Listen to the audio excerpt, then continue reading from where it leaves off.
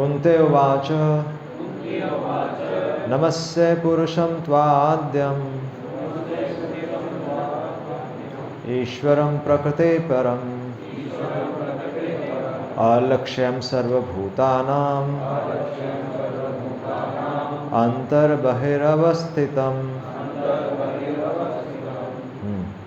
तो ये कुंती महारानी अब प्रार्थना कर रही हैं कि नमस्ते पुरुषम त्वा आद्यम। तो यहाँ पर सबसे पहले ये है कि कुंती महारानी किसको प्रार्थना कर रही हैं? भगवान श्री कृष्ण की प्रेयर्स, उनके लिए प्रेयर्स कर रही हैं। और भगवान श्री कृष्ण कुंती महारानी से कैसे रिलेटेड है? हाँ हाँ, वो नेफ्यू हैं उनके, मतलब क्या बोलते हैं, भांजे, भतीजे, बुआ के बेटे हैं। तो बुआ के बेटे को कोई प्रार्थना ऑफर नहीं करता। तो ये दिखाता है कि कुंती महारानी को पता था कि वो एक्चुअली भगवान श्री कृष्ण स्वयं पूर्ण पुरुषोत्तम भगवान है। तो इसलिए वो सीधा स्टार्ट कर रही है नमस्ते, नमस्ते कि नमस्कार कर रही हैं। तो अब जो सुप्रीम होता है, जो अपने से बड़ा होता है, उसी को नमस्कार किया जाता है। नमस्ते पुरुषम त्व आद्यम। और पुरुष कह रहे हैं कि उनको स्पष्ट है कि वास्तव में पुरुष कौन है? भगवान श्री कृष्ण। नमस्ते पुरुषम त्व आद्यम, और आप ही आदि हैं। तो बाकी सब मतलब आदि के भी आदि हैं। ओरिजिनल जो पर्सनालिटी है, आप ही से सब कुछ प्रकट हुआ है। नमस्ते पुरुषम त्व आद्यम ईश्वरम प्रकृते परम। और बल्कि ईश्वर, तो ईश्वर का क्या अर्थ हुआ? ईश्वर कौन होता है? हाँ, प्रभुपाद लिख रहे हैं कंट्रोल पर। वैसे ईश्वर हम समझते हैं, ईश्वर का अर्थ क्या है? ईश्वर का अर्थ प्रभुपाद लिख रहे हैं, ईश्वर मतलब होता है कंट्रोलर। और तो जब हम किसी को ईश्वर बोलते हैं तो ये गुण, इस पे फोकस करना बहुत ज़रूरी है कि वो हमारा जीवन कंट्रोल कर रहे हैं। ये हम भूल जाते हैं, इसलिए एक्चुअली हम डिस्टर्ब हो जाते हैं। तो भगवान हमारे जीवन कंट्रोल कर रहे हैं। नमस्ते पुरुषम त्व आद्यम, पर उसमें भी एक लूप होल है कि भगवान हमारा जीवन उसी प्रकार कंट्रोल करते हैं जिस प्रकार हम चाहते हैं, क्योंकि माता पिता को भी बच्चे के आगे झुकना पड़ता है। तो इसलिए अल्टीमेटली फिर हमारी स्वतंत्र इच्छा से भगवान फिर हमारा जीवन चलाते हैं। तो हमारी स्वतंत्र इच्छा बनाने के लिए, कि हमारी स्वतंत्र इच्छा क्या होनी चाहिए, उसके लिए शास्त्र है कि जब हम अपना बेनिफिट समझ सकेंगे तब वास्तव में हम भगवान की प्रेयर्स करेंगे, स्तुति करेंगे, और फिर भगवान हमारी पूर्ण मदद करते हैं। तो ईश्वर मतलब कंट्रोलर है।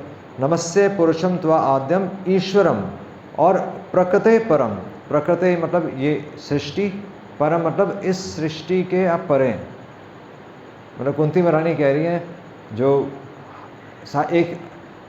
बड़े बड़े वैज्ञानिक नहीं समझ पाते, वो कुंती महारानी कह रही हैं कि आप इस प्रकृति के परे हैं, यानी कि आप माया शक्ति के अधीन नहीं आते, आप इस प्रकृति के ही बाहर हैं।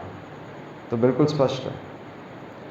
और बल्कि कह रही हैं कि अलक्ष्यम, तो लक्ष्य होता है जो नज़र आता है, अलक्ष्य मतलब आप सबको नज़र भी नहीं आते। तो ये भी है, क्योंकि महाभारत के युद्ध में तो भगवान कृष्ण सबके सामने ही थे, पर सबने कृष्ण को भगवान स्वीकार नहीं किया। तो इसलिए अलक्ष्यम, अभक्तों को आप नज़र नहीं आएंगे। ये इम्पॉर्टेंट है कि इसलिए भगवान की सारी लीलाएं हैं, वृंदावन है, वृंदावन धाम है, गोवर्धन पर्वत है, व्रज भूमि है। तो भगवान के इतने सारे प्रमाण, भगवान के होने के इतने सारे प्रमाण हैं। हमारी पूरी संस्कृति में सबको वृंदावन की महिमा पता है, पर जो लोग, जिनके अंदर असुरत्व है, जिनके अंदर ये कीड़ा है कि नहीं ऐसा नहीं है, जिनके मन में संशय है, वो भगवान को भगवान स्वीकार नहीं करते। तो इसलिए कुंती महारानी कह रही है कि अलक्ष्यम, आप सबको नज़र नहीं आएंगे। अलक्ष्यम सर्वभूतानाम, सबको आप नज़र नहीं आएंगे। और बल्कि आप कौन हैं? अंतर बहिर अवस्थितम, आप ही जो आप बाहर नज़र आ रहे हैं, वही आप परमात्मा के रूप में हर जीवात्मा के अंदर। तो एक श्लोक में पूरी फिलॉसफी है ये कुंती महारानी कह रही हैं। तो इसलिए आ रहा है कि कुंती महारानी एक्चुअली मोस्ट इंटेलिजेंट लेडी थी, इसलिए इनकी स्तुति भागवतम में सबसे पहले आ रही है। और ये दिखाता है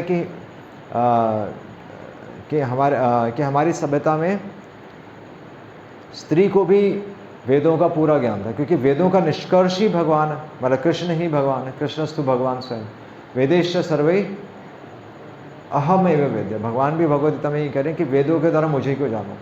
तो इसलिए लोग वेदों को ज़रूर जानते हैं, बट कृष्ण को भगवान नहीं मानते, जो कि यहाँ पर कुंती महारानी बिल्कुल स्पष्ट कह रही हैं। और बल्कि अभक्तों को भगवान नजर क्यों नहीं आते?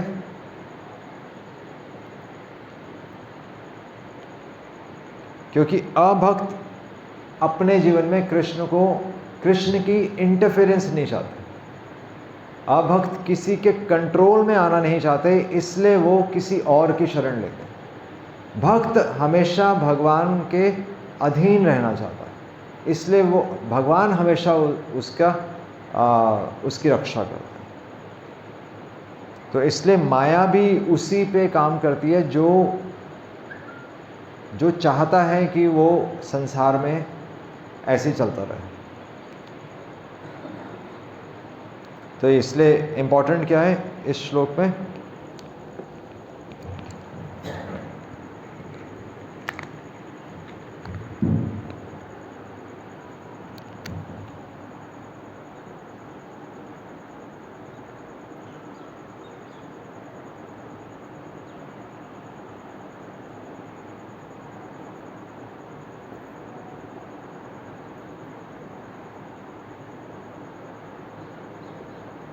ये इम्पोर्टेंट है,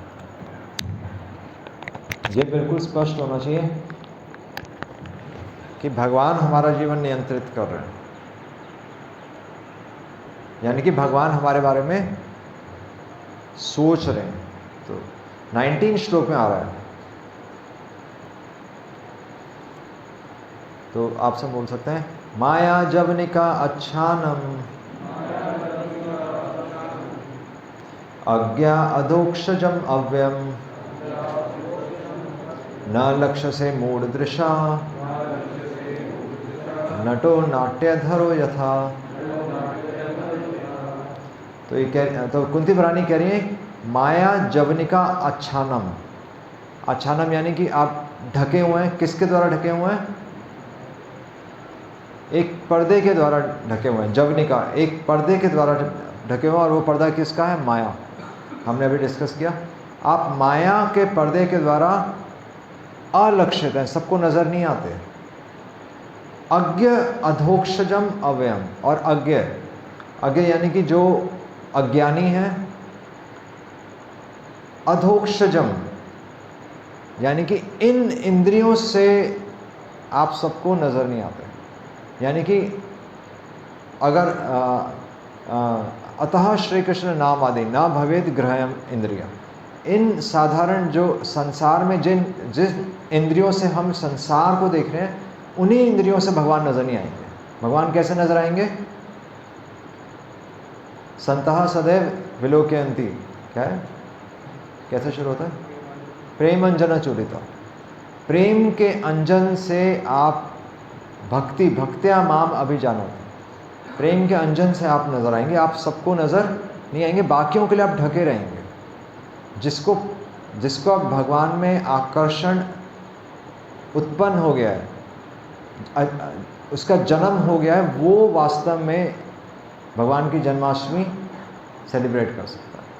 बाकियों को समय निकालना मुश्किल रहेगा।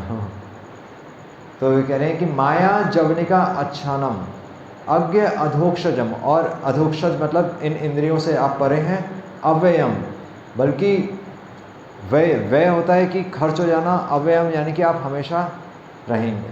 अव्ययम न लक्ष्य से मूढ़ दृशा, लक्ष्य मतलब वही कि दृष्टि के सामने नजर आना। न लक्ष्य से आप नजर नहीं आएंगे, किसको नजर नहीं आएंगे? मूढ़ दृशा, जिसकी दृष्टि मूर्ख वाली दृष्टि है, उनको नजर नहीं आएंगे। हालांकि आपने गोवर्धन पर्वत उठाया, आपने पूतना का वध किया, पर आप फिर भी यमुना जी हैं, गोवर्धन पर्वत हैं, फिर भी आप मूर्ख व्यक्ति को नज़र नहीं आएंगे। ना लक्ष्य से मूढ़ दृशा, जिस प्रकार नटो नाट्य धरो यथा, जिस प्रकार एक नाटक में तो नाटककार अपना अलग अलग रूप बना के आता है और उसको हम पहचान नहीं सकते ना, इसी प्रकार आप इस संसार में अलग अलग रूपों में आते हैं, पर एक मूर्ख व्यक्ति आपको नहीं पहचान सकता। अवजानन्ति माम मूढ़ा, तो भगवान भगवद गीता में कह रहे हैं। और इसलिए कह रहे हैं कि जो मूर्ख हैं, मूर्ख को आप नज़र क्यों नहीं आते? तो इसमें कुंती महारानी प्रभुपाद लेकर आ रहे हैं तात्पर्य में कि मूर्ख व्यक्ति, मूढ़ यानी कि कौन है? मूर्ख। और मूर्ख व्यक्ति एक्चुअली मूर्ख क्यों है? क्योंकि वह भगवान की, प्रभुपाद लिख रहे हैं कि वह भगवान की अथॉरिटी एक्सेप्ट नहीं करना चाहता, वो किसी के कंट्रोल में नहीं आना चाहता, इसलिए वह किसी के अधीन नहीं रहना चाहता।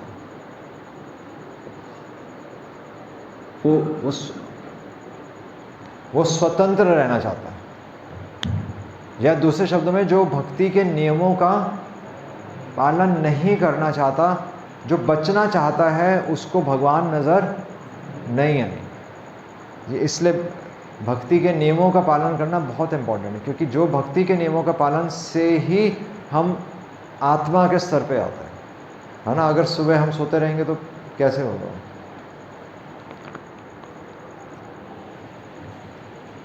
और इसलिए, और इस श्रील प्रभुपाद भगवान भगवद गीता में भी कह रहे हैं, ये तो अंतगता पापम, एक्चुअली उनके पाप हैं, उनके पाप हैं, इसलिए वो भक्ति के नियम नहीं फॉलो कर पा रहे, और जिसके पाप खत्म हो जाते हैं वो भक्ति के नियम फॉलो कर पाता है। इसलिए अगर हम भक्ति के नियमों का पालन कर पा रहे हैं तो यानी कि हमारे पाप खत्म हो रहे हैं, और अगर हम नहीं कर पा रहे तो यानी कि कहीं ना कहीं हमारे पाप और बढ़ रहे हैं। तो इसलिए हमें देखना चाहिए। हम कहते हैं ना कि बहुत ही अड़ियल है, वो उसको समझ में नहीं आएगा, वो क्या है? ये तो अंतगता पापम, उसके पाप बहुत ज़्यादा है, इसलिए वो गलत डिसीजंस ले रहा है। उसको भी, उसके पास हाथ में भी गीता है, उसके, वो भी भक्तों के संपर्क में है, पर समझ में ही नहीं आ रहा, तो यानी कि उसके पाप बहुत ज़्यादा हैं, इसलिए वो सरेंडर ही नहीं कर पा रहा।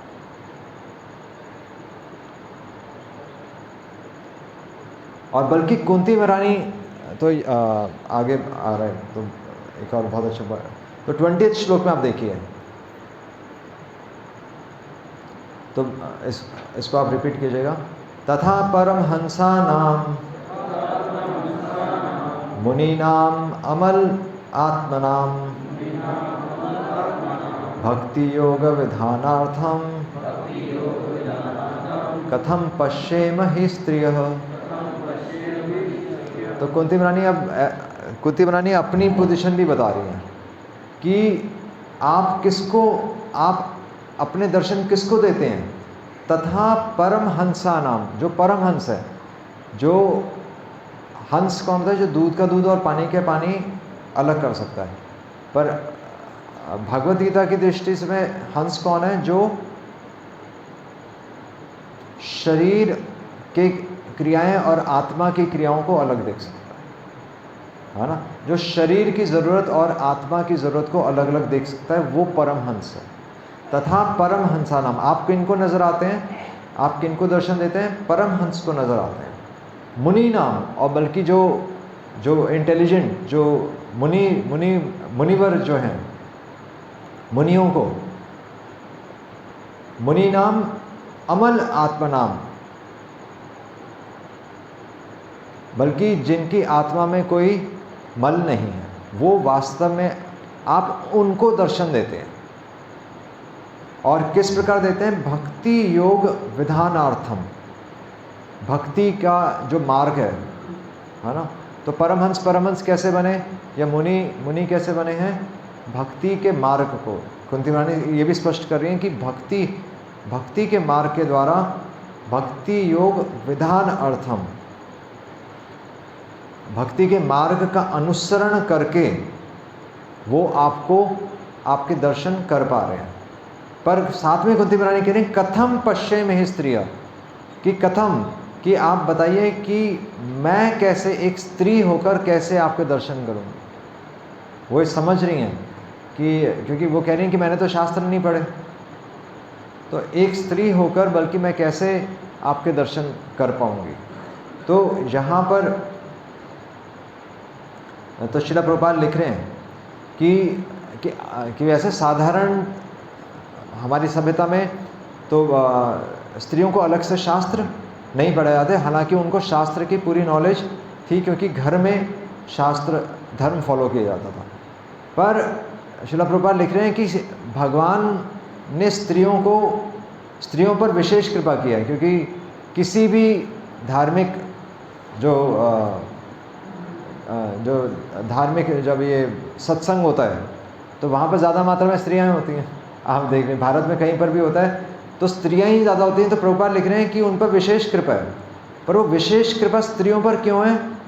क्योंकि हालांकि उन्होंने वेद और शास्त्र नहीं पढ़े, पर उनके अंदर एक गुण है, और वो गुण क्या है? प्रभुपाद लिख रहे हैं सिंप्लिसिटी ऑफ एक्सेप्टेंस, कि वो सरलता से भगवान के अधीन, सरलता से भगवान को अपना स्वामी मान लेती है। वो मतलब उनकी सरलता यही है कि वो भगवान के आगे झुक जाती है। एक पुरुष है ना, तो पुरुष की टेंडेंसी है कंट्रोल करने की, ईश्वर, पर स्त्री की टेंडेंसी है सरेंडर करने की। तो वो भगवान को सरेंडर करके भगवान की कृपा पा सकती है। इसी तरह हम देखते हैं ब्राह्मण की पत्नियों ने, ब्राह्मण जो कि वेद, जो कि विष्णु की प्रसन्नता के लिए यज्ञ कर रहे थे, जो कि मतलब वेदों के अनुसार, बल्कि शिक्षा लेने के उपरांत प्रशिक्षित होकर, ट्रेंड होकर वो वेदों का सही उच्चारण कर रहे थे और भगवान के लिए यज्ञ ही कर रहे थे।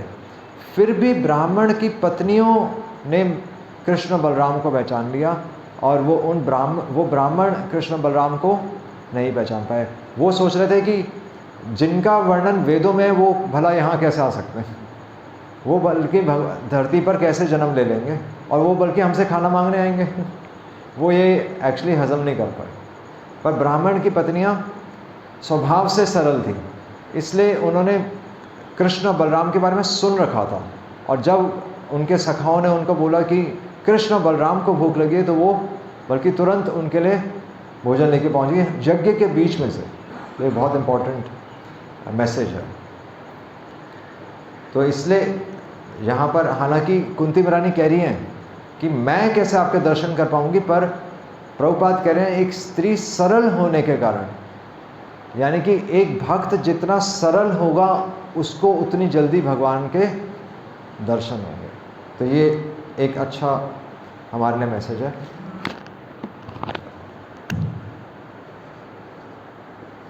योग्यता क्या है भगवान के दर्शन की?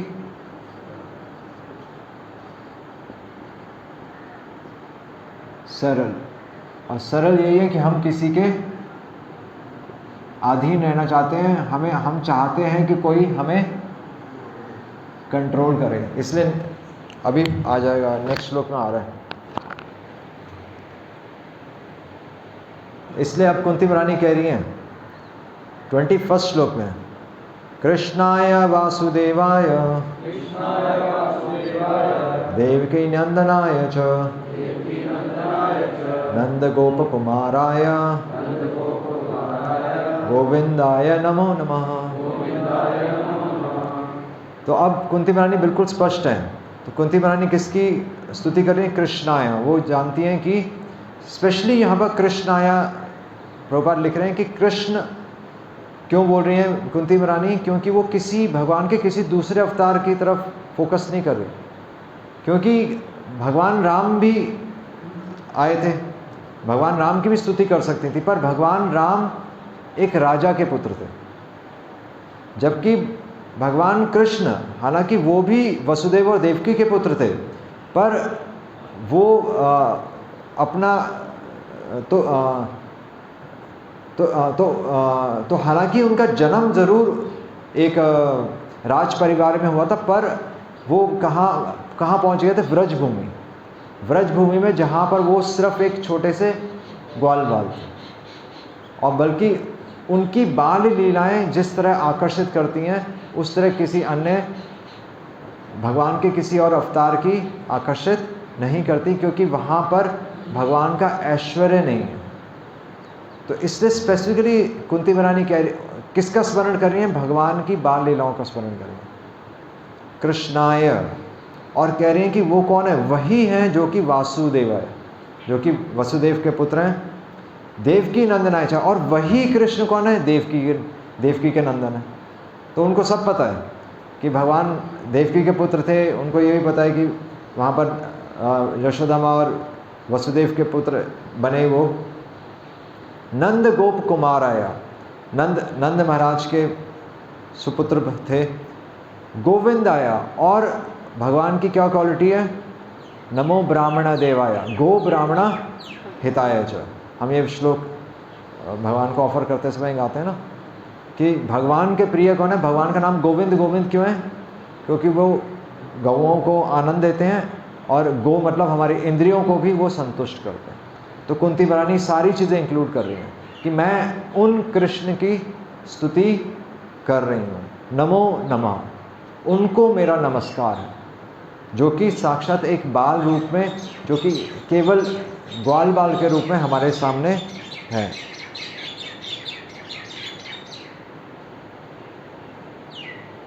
और 22वें श्लोक में आ रहा है, नमः पंकज नाभाय नमः पंकज मालिने नमः पंकज नेत्राय नमस्ते पंकज अंगाग्र। तो अब यहाँ पर कुंती महारानी कह रही हैं कि किसको नमस्कार है। अब वो भगवान का और डिस्क्राइब कर रही हैं। कुंती महारानी कह रही हैं कि नमः पंकज नाभाय। तो नाभ मतलब नाभि। तो जिनके नाभि में तो पंकज यानी कि कमल, जिनके नाभि पे कमल का चिन्ह है, और बल्कि जिनके नाभि से कमल का फूल भी निकलता है। नमः पंकज नाभाय। तो यहाँ पर सबसे पहले यह है कि नमः पंकज नाभाय, नमः पंकज नाभाय नमः पंकज मालिने, यानी कि तो जो कमलों की माला से भी सुशोभित है, नमः पंकज मालिने। नमः पंकज नेत्राय, जिनके नेत्र भी कमल के समान है, और नमः पंकज अंगाग्र, और क्या है? जिनके चरण भी कमल के चिन्हों से अलंकृत हैं। तो ये सब कुंती महारानी को स्पष्ट है कि भगवान के शरीर पर ये विशेष चिन्ह होते हैं, जो कि एक साधारण व्यक्ति के नहीं होते। तो कुंती महारानी को स्पष्ट है ये हर किसी साधारण व्यक्ति के शरीर पर नहीं होते। इसलिए कुंती महारानी स्पष्ट बता रही हैं कि कृष्ण कौन है? कृष्णस्तु भगवान स्वयं। वो कोई साधारण बालक नहीं है जो कि हमें अच्छा लग रहा है। वो कह रही है उनके शरीर पर चिन्ह है, वो प्रमाण दे रही हैं। और बल्कि जो यहाँ पर नाभि से उन्होंने शुरू किया है, श्रील प्रभुपाद इसके तात्पर्य में लिख रहे हैं कि हम भगवान के दर्शन कहाँ से शुरू करते हैं? चरणों से। पर यहाँ पर कुंती महारानी भगवान के नाभि से शुरू कर रही है। तो भगवान के नाभि से क्यों शुरू कर रहे हैं? पंकज नाम है, फिर नाभि से, फिर नाभि के बाद उनकी माला से, फिर नेत्रों से, और फिर चरणों से। उल्टा है ना? तो ऐसा क्यों है? हाँ, तो भगवान के तो नेत्र भी कमल के समान है। भगवान के दर्शन तो पैरों से होते हैं ना। हमें तो हमारी यही शिक्षा है। तो कुंती महारानी भी भगवान की भक्ति हैं, उनको भी भगवान के दर्शन चरणों से करने चाहिए थे। तो श्रील प्रभुपाद इसमें लिख रहे हैं तात्पर्य में कि कुंती महारानी कौन है? भगवान की बुआ हैं। तो अगर वो भगवान के चरणों की तरफ देखेंगी तो भगवान को एक्चुअली शर्म आ जाएगी। ये भगवान की तो वो बुआ है ना। तो भगवान को एक्चुअली शर्मिंदा महसूस ना होना पड़े, इसलिए कुंती महारानी उनकी नाभि से शुरू कर रही हैं, और फिर घूमकर वो चरणों पे आ रही हैं। चरणों को नहीं छोड़ रही, तो मैसेज क्लियर है, पर उनका एक सामाजिक संबंध भी है, इसलिए वो भगवान के बारे में सोचकर नाभि से शुरू कर रहे हैं स्तुति। तो ये अच्छा पॉइंट था। और इससे ये भी पता चलता है कि भगवान, कुंती रानी केवल भगवान के गुणों के बारे में चर्चा नहीं कर रही, वो भगवान के रूप का वर्णन कर रही है ना। और स्पेशली अर्च विग्रह, यानी कि कुंती रानी के सामने तो साक्षात भगवान है, और हमारे सामने कौन है? हमारे सामने अर्च विग्रह। तो श्रील प्रभुपाद लिख रहे हैं कि अर्च विग्रह एक जो नया भक्त होता है वो भी भगवान से संबंध कैसे बनाता है? अर्च विग्रह की सेवा करके। और एक उन्नत भक्त भी अर्च विग्रह की सेवा करता है। नए भक्त के लिए अर्च विग्रह की सेवा बहुत ज़रूरी है, क्योंकि भगवान की साक्षात सेवा कर सकता है। और भगवान अर्च विग्रह स्वीकार ही इसलिए करते हैं ताकि भगवान हमारी सेवा स्वीकार कर सकें। और एक उन्नत भक्त भी भगवान की अर्च विग्रह की सेवा करता है, पर वो राग से करता है। हम कैसे करते हैं? हम अभी as a sense of duty से करते हैं, पर जब भगवान में राग उत्पन्न हो जाएगा तो हम भगवान के लिए भागे आएंगे, है ना। और जैसे फूल लेकर आते हैं ना, स्पेशली भक्त भगवान के लिए स्पेशली फूल लेकर आते हैं, तो हम भगवान के लिए प्रतिदिन कुछ ना कुछ हम विशेष करेंगे, तो वो राग आ जाएगा। अभी जो हमें सेंस ऑफ ड्यूटी लग रहा है वो बाद में भगवान के लिए राग बन जाएगा। और इसलिए स्पेशली कुंती रानी, क्योंकि एक सरल स्त्री थी, तो वो बता रही हैं कि मैं तो बिल्कुल प्राथमिक अवस्था में हूँ, और इसलिए वो भगवान के रूप को वर्णन कर रही हैं। वो कह रही हैं कि मैं आपके रूप से अटैच हूँ।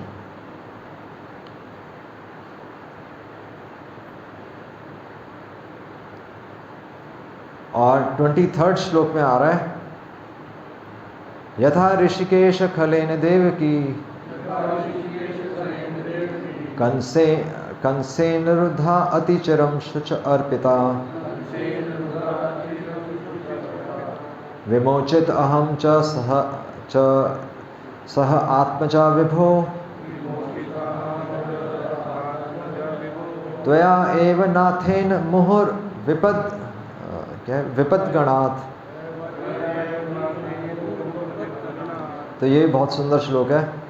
तो कुंती रानी कह रही है, यथा ऋषिकेश खलेन देव की, जिस प्रकार आपने ऋषिकेश, आप जो भगवान का नाम है ऋषिकेश, जिस प्रकार आपने खलेन यानी कि जो द्वेषी कंस से देवकी को मुक्त किया था, है ना।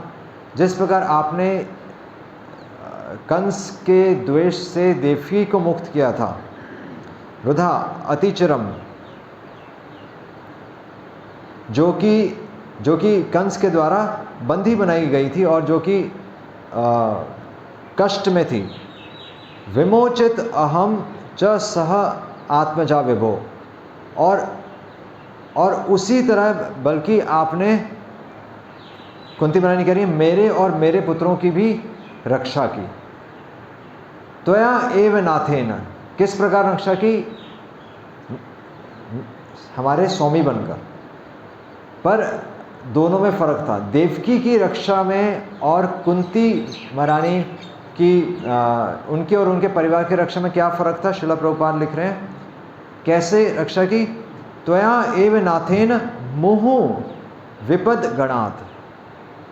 मुहु, बार बार आपने देवकी को तो एक बार कंस से बचाया, पर आपने मुझे और मेरे पुत्रों को तो बार बार आपने कष्टों से बचाया, बार बार। बल्कि तो कुंती रानी कह रही, निरंतर आप हमारे साथ बने रहे। तो ये बहुत इंपॉर्टेंट है। कांस्टेंट, भगवान हमेशा अपने भक्तों के साथ सदैव रहते हैं। ऐसा नहीं कि एक विपदा में भगवान साथ में होते, दूसरे में नहीं होते। तो कुंती महारानी देख पा रही हैं कि आपने हम पे देवकी से ज़्यादा मुझ पे कृपा की है, क्योंकि आप पूरा समय आप हमारे साथ में रहे। और बल्कि कुंती रानी श्रील प्रभुपाद लिख रहे हैं कि बल्कि आप तो कुंती रानी ऐसा भी सोच सकते हैं कि हमारे जीवन में कष्ट क्यों आए। तो कुंती प्रभुपाद लिख रहे हैं कि कुंती रानी ये नहीं सोच रही कि आप हमारे जीवन कि मेरे जीवन में कष्ट आए, वो सोच रही हैं कि कष्टों के आने से एक्चुअली आप हमारे जीवन में आपको आने का एक अवसर मिल गया कि आपने कष्टों के बहाने आप हमारे जीवन में बने रहे। वो कष्टों के बारे में नहीं सोच रही कि कष्टों में आपने हमारा साथ दिया। वो तो एक साधारण व्यक्ति सोचता है कि कष्टों में आप हमेशा मेरे साथ बने रहे। कुंती रानी सोच रही हैं कि आप कष्ट आए सो आए, आप हमारे जीवन में हमेशा बने रहे। हम कष्टों के बारे में सोचते हैं, भक्त भगवान के बारे में सोचते हैं, ये डिफरेंस। और इसलिए नेक्स्ट श्लोक में कह रही हैं,